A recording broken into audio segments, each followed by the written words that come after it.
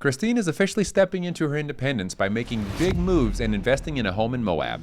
Meanwhile, Kody is left scrambling to figure out how to sell and split up Coyote Pass. But with so much mistrust between the ex-wives and Kody, it feels like this process is doomed to be anything but smooth. And let's be honest, Kody avoiding communication with Janelle and Meri is only making things worse. Exactly. Now with Janelle and even Meri retaining lawyers, the question is, will they end up needing to use them? We're diving into all the chaos of Sister Wives Season 19, Episode 18. So let's get started. Welcome back, everyone. My name is Sam. And I'm Melissa.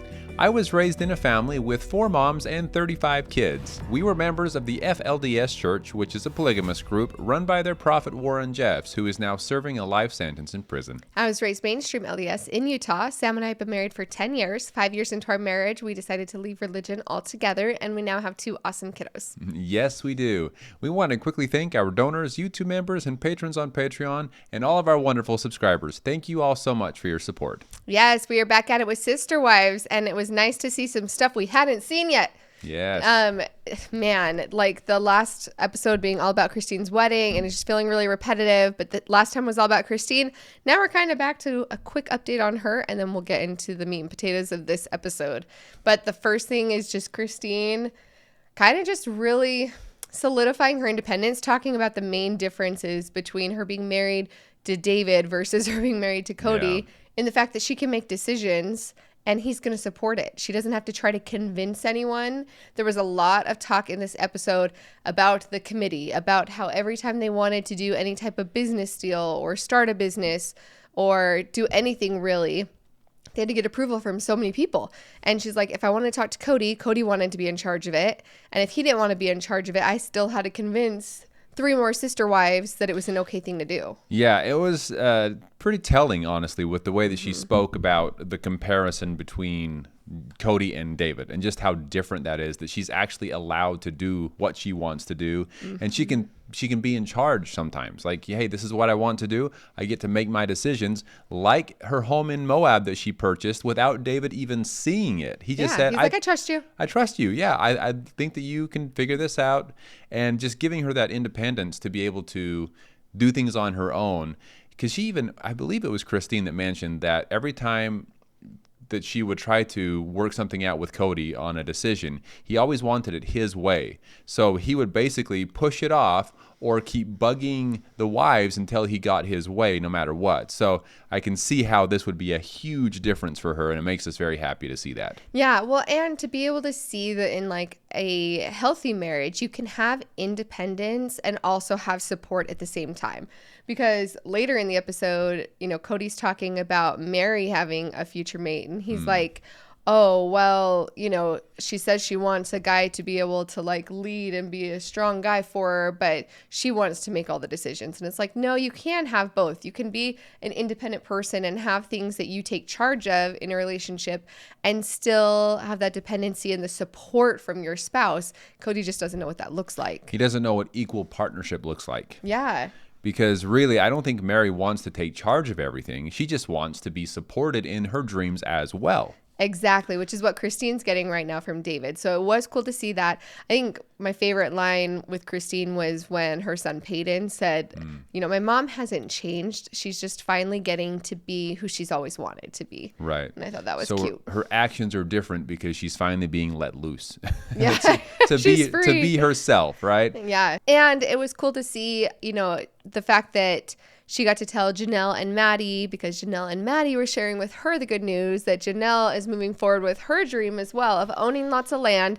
Her and Maddie, and obviously Caleb as well, bought 165 acres in North Carolina, and it's a flower farm. It's awesome. Oh my gosh. I don't know if they showed some pictures and video of some flower farms. Yeah. I don't know if that's theirs or just some ideas of what it could look like, because if it is the one they bought, wow, it was beautiful. So pretty. But yeah, that's exciting, and that's quite the big process that they're taking on. So I'm excited to see how that works out for them. It made me happy that she was able to do that while still having so much tied into Coyote Pass, because it feels like Janelle has been stuck waiting on this property for so long. I mean, she's the only one of the wives that was like, I will literally live in a trailer on the property. That's how badly she wanted to have a big piece of land, to be able to build a house out there. Like, she has always been, I think, the most committed to building on Coyote Pass. And I'm glad that it didn't hold her back from being able to do what she wanted to and being able to move to North Carolina. It doesn't show her moving yet, but it's exciting that they were able to close that deal and make that happen. So both of these women are now getting to like fulfill the dreams that they each wanted to do separately from Cody, and be able to get that like much needed space. Like, now all the ex-wives have their own like property at this point. Yeah, very, very cool to see. It's also nice to see that Janelle and Christine are maintaining that close relationship and sharing with the other person the exciting news that they're getting, and that they're getting these properties and things, and just seeing how happy it makes the other sister wife, right? Yeah. Like, they've definitely held tight to one another, and that is amazing to see, because that's so important for the kids, honestly. These kids grew up together as well, and to be able to maintain that relationship between those two wives at least, you know, that's keeping a lot of the kids together. And so that's nice that they can at least keep some of the family together. Yeah, it's sad to see that Meri isn't a part of that group. Obviously, her close ties with Robin and Cody for so long has hindered that a lot. So it's hard to see. But Meri has awesome friends that she's super close with, that she has a good support system as well. It made me so frustrated that Cody was saying that she's never going to find a man unless she ditches those B word that I'm not going to say. And I'm just like, why are you, he's dissing on her friends because the friends see through his bullcrap and have supported her in leaving him and choosing what's best for her. And, she has like, amazing friends. I chuckled when you said that, because not according to Cody, right? But it is so funny. I'm thinking, who is Cody to say that she's not going to be able to find a man unless she ditches these friends, right? Yeah. Like, why even say that? Just because you wanted all control over your wives and the friends that they had and how they were able to act, maybe, but that's not how all men are. I mean, I love that Melissa has friends, and the fact that those friends are loyal to you and good friends and supportive makes me very happy. Same, yeah. It's the insecurity that he has, that he knows that with the history that him and Meri have, there's not a lot of positive that they could talk about him over there when they are talking. And so he is, I feel, is feeling insecure about that, because he knows it's all negative.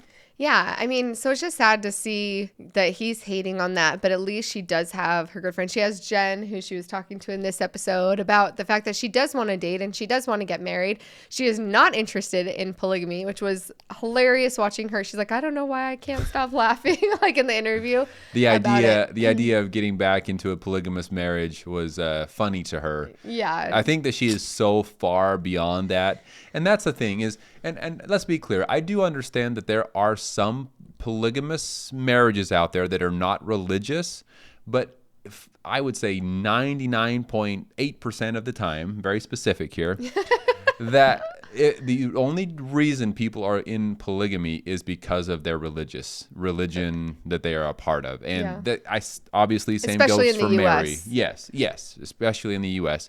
But same goes for Meri. You can tell she can't help but laugh about the idea now that she no longer believes in their religion, the AUB religion that they came from. Yeah, she's picking she needs my hoodie.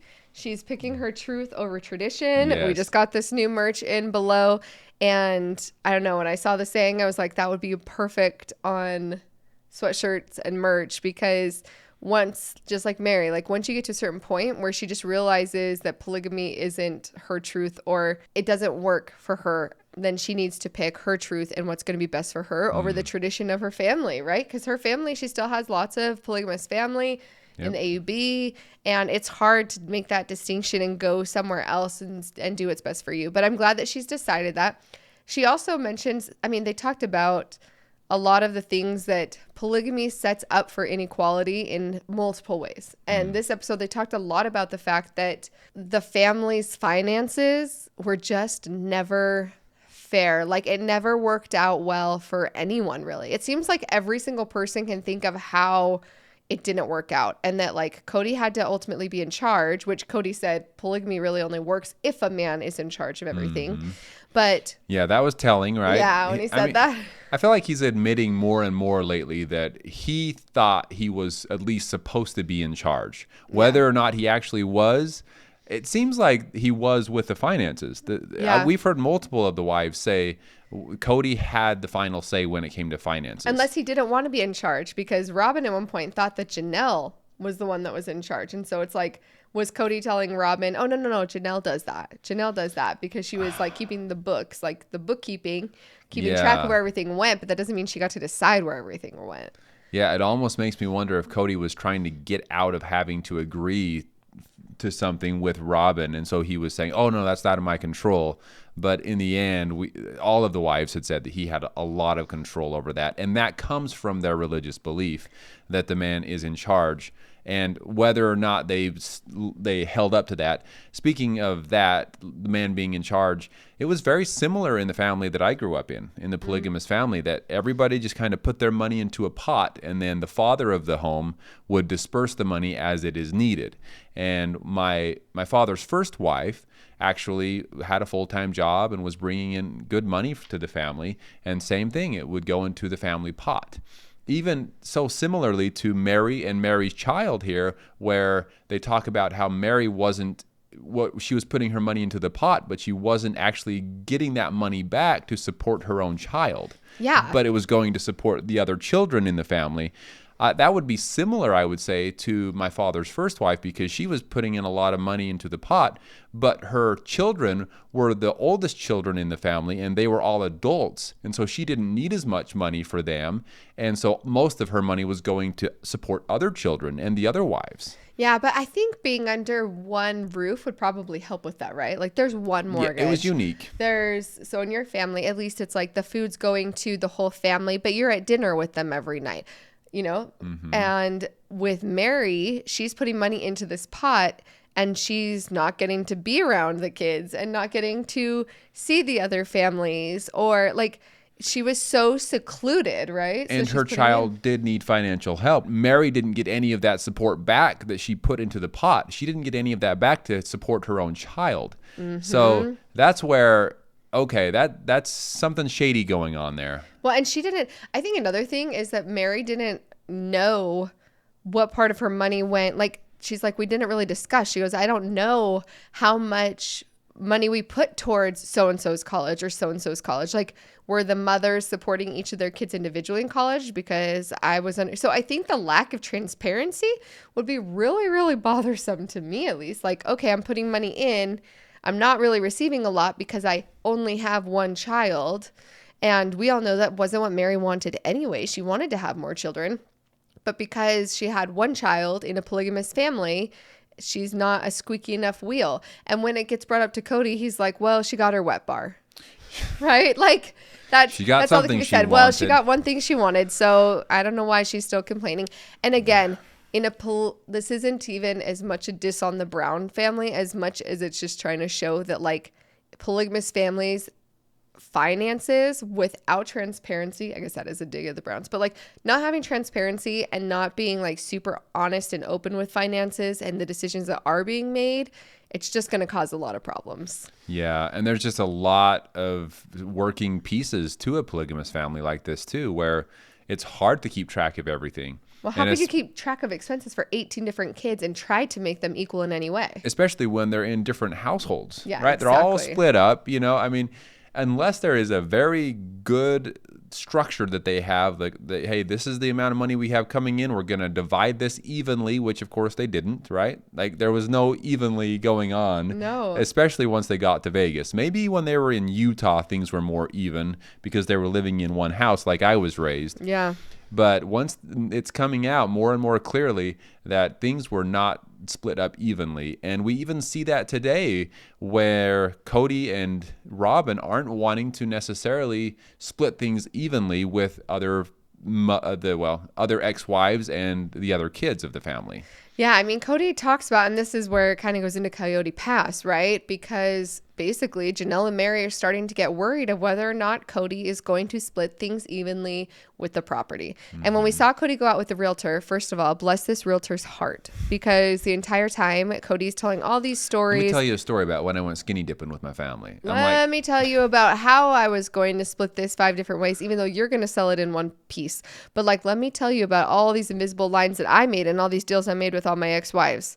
And it's like, that guy is a saint for having to listen to that for who knows how long, because you got to know that he was just probably sitting there being like, none of this matters to him. All he cares about is the property, getting the property lines. Do you want this sold as one group? Do you want it sold in multiple pieces? And like, let's move on with our lives. But let me tell you about why I got to this decision on that I'm going to sell it. Because I didn't want to sell Vegas, it first. This is actually very hard for me. Just the amount of information that we were both thinking, there's no way he cares about this. No, but Kody did say to the cameras that he was going to split it 4 ways, that whatever the profit was, he was going to split.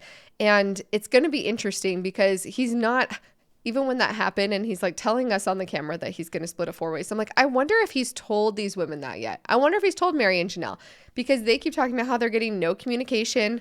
Oh, I've talked to the right people. That means nothing. Why couldn't you just say like, I talked to a realtor and he's putting it up for sale and for this amount? Like, the fact that he's just choosing not to give them information so that they're so insecure that they have to go get lawyers. Yeah. If he had simply said, I'm talking to a realtor, we're putting it for sale, I'll split it 4 ways. Because he told the camera, I will split it 4 ways. Mm-hmm. Wait, 4 ways between who? Yeah. It's going to be Kody, Robin, Janelle, and Meri. Right. So him and Robin are going to take half. Yeah. Okay. Right. So they're going to split it 4 ways evenly, as he said to the camera. But for some reason, he's not telling them that. And you have to wonder why he's withholding that information, because they're over there, getting nervous and getting lawyers. And why does he keep talking so much crap on Janelle? Like that Janelle's some conniving, crazy woman. Like, it's because Janelle never wanted to live the polygamous lifestyle, in the sense of you have to put everything you own into the pot and then I will decide how to divide it. Janelle never wanted to give away her independence. And I feel like because of that, Kody thinks that he cannot trust her because she's going to do what benefits her and her children. Yeah, and there was obviously some kind of business deal, because he's like, we all put into hers, but she wasn't willing to like give money back to everyone. And again, it just gets so messy so fast, especially in the sense when women realize or feel like, oh crap, I better have something for myself or else I'm going to end up leaving with nothing. Imagine, I mean, it's already kind of happened with Janelle, right? Like she had everything in Coyote Pass. She never owned a house. Christine was able to say, I'm going to take the proceeds from my house. You can have Coyote Pass. She had an asset to just kind of be able to split it. Meri luckily had her house in Parowan. If she hadn't, she had nothing. She has no alimony. And this happens all the time in plural families where the women leave and then they don't have, it doesn't matter if they've been married for 30 years and put all of their money into the family pot. Especially when their children or child is an adult at this point, then it's very hard to get anything out of it. And so I can see why she's getting nervous about whether or not she's going to get what she feels is hers from that property, because she doesn't have much else. Well, and she was like, I had offered to Kody that I would help sell the property or like see if there was something I could do to make it go faster. She's like, but my name is on like one small portion of it. Yeah. Like her name, Cody's the only one that has his names on every single piece of it. And so, it's just so messy. This is obviously the last thing tying them all together. And then once it's done, I think it's going to be officially like they'll be able to wipe their hands clean. Now, if that is not telling who is in charge in a polygamous family, I don't know what else could be so clear. That you have 4 wives and 1 husband, and there's this property. They divide it amongst the wives, but Kody is part owner in every single one of the properties. So that's pretty telling that, hey, yes, the wives are equal, but I am in charge here. Like I get, domain over every single one of your properties, which kind of makes sense. There's 1 husband and multiple wives, but at the same time, it just opens the door for so many problems when it comes to divorce. Yep. And it makes it so much harder for women when they are ready to leave a polygamous relationship. It makes it so much harder for them to be able to like start off on a good foot with their independence. And this is one thing I thought it was interesting that Meri mentioned, that now she's starting to realize what Janelle had talked to her a year before that. Janelle's like, hey, you might want to lawyer up. You might want to be ready for this. And Meri was just super naive because she hadn't officially even left the family, or she just had barely left Cody. So officially. And for her to recognize and realize, oh, now I see what Janelle's talking about. Now I'm realizing I might need a lawyer. I'm glad that she gave Janelle credit and said Janelle was probably frustrated because she could see what was happening and I wasn't willing. And that's something Meri said too. She admitted to never wanting to cause a problem or be a burden on the family. But then she also said that she doesn't want to be walked all over. She wants to... Yeah. I'm not one to be walked all over. And we were like, but are you sometimes? But on the other hand, she doesn't want to ever be a problem. So, and then she hung on to Cody forever, even though he was walking all over her. It's just complicated. It's a very complicated situation. I think in a normal life setting, she wouldn't be walked all over. But because of the situation she was placed because of polygamy specifically, it just made it very, very complicated. But I just want to point out, I'm very proud of Meri for saying Janelle was right. I should have listened and done something about it earlier. And now she has the support of Jen also saying, no, you need to have a lawyer ready. You need to be ready to go. But that really brings us into our question of the week, which is whether or not you guys think that Meri and Janelle are going to have to use their lawyer.